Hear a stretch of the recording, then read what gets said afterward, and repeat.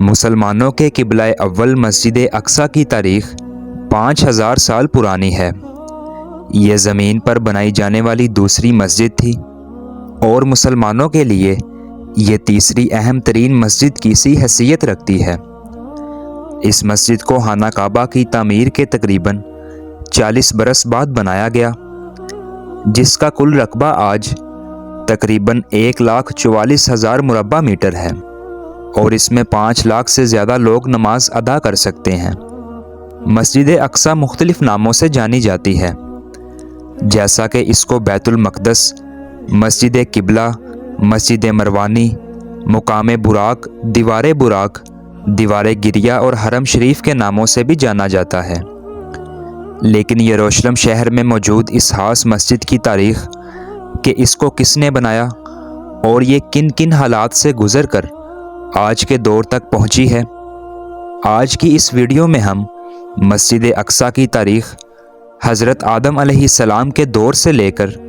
آج کے دور تک ڈسکس کریں گے۔ روایات میں آتا ہے کہ حضرت آدم علیہ السلام نے سب سے پہلے مسجد اقصی کو خانہ کعبہ کی تعمیر کے تقریباً 40 برس بعد بنایا تھا۔ جناب آدم علیہ السلام کے بعد یہ مسجد حضرت نوح علیہ السلام کے دور تک ایسے ہی آباد اور موجود رہی، اور پھر طوفان نوح کے بعد باقی تمام دنیا کی طرح یہ مسجد بھی منہدم ہو گئی۔ اس کے بعد حضرت عیسیٰ علیہ السلام کی آمد سے 3000 سال پہلے اس مقدس شہر کو کنعان کے لوگوں نے آ کر آباد کیا تھا، اور اس سرزمین کا نام فلسطین بھی انہی لوگوں کے دور میں رکھا گیا۔ یہ لوگ یہاں کئی ہزار سالوں تک قیام پذیر رہے، اور حضرت ابراہیم علیہ السلام کے آنے سے پہلے انہی لوگوں نے مسجد اقصی کی تعمیر نو کا کام کیا۔ حضرت ابراہیم علیہ السلام نے اپنے بیٹے حضرت اسماعیل علیہ السلام کے ساتھ خانہ کعبہ، اور پھر اپنے دوسرے بیٹے اسحاق علیہ السلام کے ساتھ مسجد اقصی کی تعمیر کا کام کیا، اور انہی حضرت اسماعیل علیہ السلام کی اولاد مسلمان اور اسحاق علیہ السلام کی اولاد آگے چل کر یہودی کہلوائی۔ مسجد اقصی اس کے بعد اسحاق علیہ السلام کے کنٹرول میں گئی، جنہوں نے اس پاک گھر کا خوب خیال رکھا۔ اسحاق علیہ السلام سے بعد میں ایک بیٹا پیدا ہوا جو کہ یعقوب کے نام سے جانے جاتے ہیں، اور ایک پیغمبر بھی ہیں۔ یعقوب علیہ السلام کے 12 یا 13 بیٹے تھے،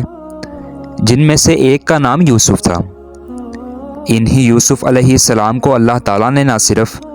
نبوت عطا کی بلکہ ان کو کافی شان و شوکت اور عزت سے بھی نواز کر مصر کے قید خانوں سے اسی ملک کا بادشاہ بنا دیا۔ حضرت یوسف علیہ السلام کے دور میں ہی یعقوب علیہ السلام اور ان کے باقی بیٹے فلسطین سے آ کر مصر میں آباد ہو گئے، اور یوسف علیہ السلام کے بعد کچھ عرصہ بعد اللہ تعالیٰ نے اپنے ایک اور پیغمبر یعنی موسیٰ علیہ السلام کو نبی بنا کر مصر میں بھیجا، تاکہ آپ یعقوب علیہ السلام کی اولاد کو فرعون سے بچائیں اور بنی اسرائیل کو صحیح راستے کی ہدایت کا کام کر سکیں۔ لہٰذا بنی اسرائیل موسیٰ علیہ السلام کے ساتھ فرعون سے بچ کر مصر سے نکلے، اور یوں بنی اسرائیل ایک مرتبہ پھر فلسطین میں آ کر آباد ہوئے۔ اس کے بعد داؤد علیہ السلام کا دور آیا، اور انہوں نے پھر سے مسجد اقصی کی تعمیر کا کام شروع کیا، جو کہ اس وقت چند کھنڈرات کا ایک حصہ رہ چکی تھی۔ داؤد علیہ السلام نے مسجد کی تعمیر کا کام تو شروع کیا، مگر وہ اپنی زندگی کے اندر اس کو مکمل نہ کر سکے، چنانچہ انہوں نے اس کام کا ذمہ اپنے بیٹے جناب سلیمان علیہ السلام کے سپرد کر دیا۔ اب ان کے بیٹے سلیمان علیہ السلام، جو کہ خود بھی اللہ کے ایک پیغمبر تھے، انہوں نے مسجد اقصی کی تعمیر کو جاری رکھا، اور آپ علیہ السلام نے ہی اس کو مکمل کیا۔ ایران کے بادشاہ بخت نصر نے سن 587 قبل مسیح میں یروشلم شہر پر حملہ کیا اور اس تعمیر کی اینٹ سے اینٹ بجا کر رکھ دی۔ اس نے لاتعداد یہودیوں کو قتل کرنے کے ساتھ ساتھ ان کے مذہبی صحیفوں کو بھی جلا دیا، لیکن کچھ عرصے کے بعد بخت نصر کی حکومت کو زوال آیا اور ایران کے بادشاہ ہورس نے یروشلم فتح کر کے تمام یہودیوں کو یہاں پر واپس آنے کی اجازت دے دی۔ اس کے بعد مریم علیہ السلام بھی اسی شہر کے اندر رہا کرتی تھی اور حضرت عیسیٰ علیہ السلام بھی اسی مقدس شہر میں پیدا ہوئے، اور ان کو یہیں پر یہودیوں نے اپنی سازشوں کا نشانہ بناتے ہوئے سولی پر لٹکا دیا۔ عیسیٰ علیہ السلام کے آسمان پر اٹھائے جانے کے 70 سال بعد روم کے لوگوں نے مسجد اقصیٰ پر حملہ کر دیا اور اس قدر تباہی مچائی کہ مسجد اقصیٰ کی صرف 4 دیواریں ہی کھڑی رہ گئیں۔ یہودی بھی اس کے بعد کئی سالوں تک نہایت سخت زندگی گزارتے اور پوری دنیا میں ذلیل و خوار ہوتے رہے۔ یہ مسجد آخری پیغمبر کے آنے تک اسی طرح رہی، یہاں تک کہ واقعہ معراج پیش نہیں آ گیا۔ مسلمان پہلے اس مسجد کی طرف رخ کر کے اپنی عبادات کیا کرتے تھے، لیکن بعد میں اللہ تعالیٰ کے حکم سے ان کا قبلہ خانہ کعبہ کو بنا دیا گیا۔ لیکن مسجد اقصیٰ کی عزت اور اس کا مقام و مرتبہ مسلمانوں کے دل میں ذرہ برابر بھی کم نہیں ہوا۔ حضرت محمد صلی اللہ علیہ وآلہ وسلم کے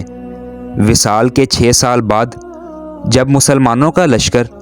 مختلف شہروں کو فتح کرتا ہوا یروشلم شہر تک پہنچا تو اس وقت وہاں پر عیسائیوں کی حکومت تھی۔ وہ لوگ مسلمانوں کی فوج کو دیکھ کر قلعہ بند ہو گئے اور صلح کے لیے پیغام بھجوایا اور شرط یہ رکھی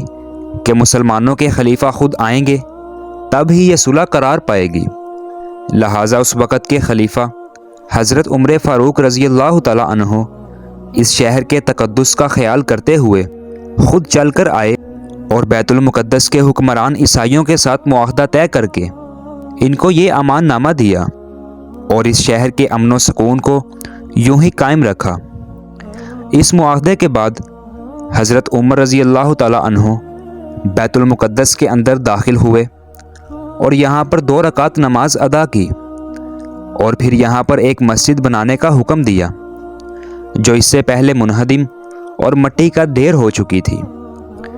لہٰذا بنو امیہ کے خلیفہ عبد الملک بن مروان نے خلیفہ کے حکم سے مسجد کو دوبارہ بنوانے کا کام شروع کیا۔ بعد میں مختلف ادوار میں مختلف مسلم حکمرانوں نے اس کی مرمت اور توسیع کا کام جاری رکھا، اور اس کے علاوہ انہوں نے ایک اور وسیع اور عالی شان عمارت بھی تعمیر کروائی جس کا نام قبۃ الصخرہ رکھا۔ سال 1099 میں عیسائیوں کی صلیبی افواج نے اس مسجد پر حملہ کر کے اس پر قبضہ کر لیا اور مسلمانوں کو یہاں سے قتل کر کے بھگا دیا، جس کے بعد نور الدین زنگی بادشاہ نے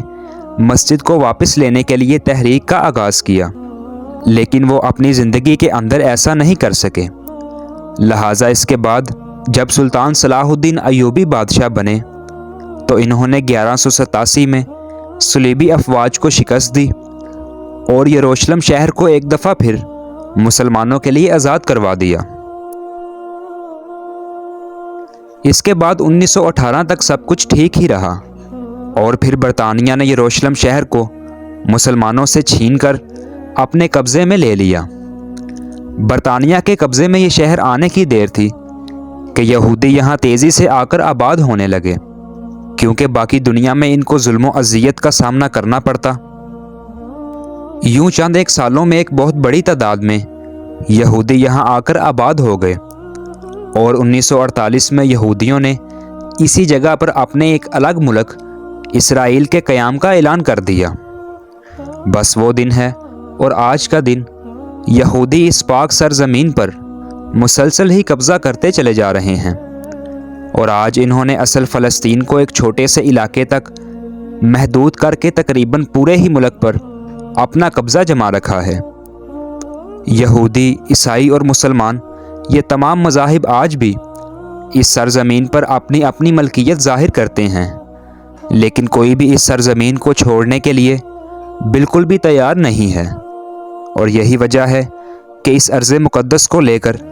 لڑائی، جھگڑے اور تباہیاں کسی بھی صورت رکنے کا نام نہیں لے رہیں۔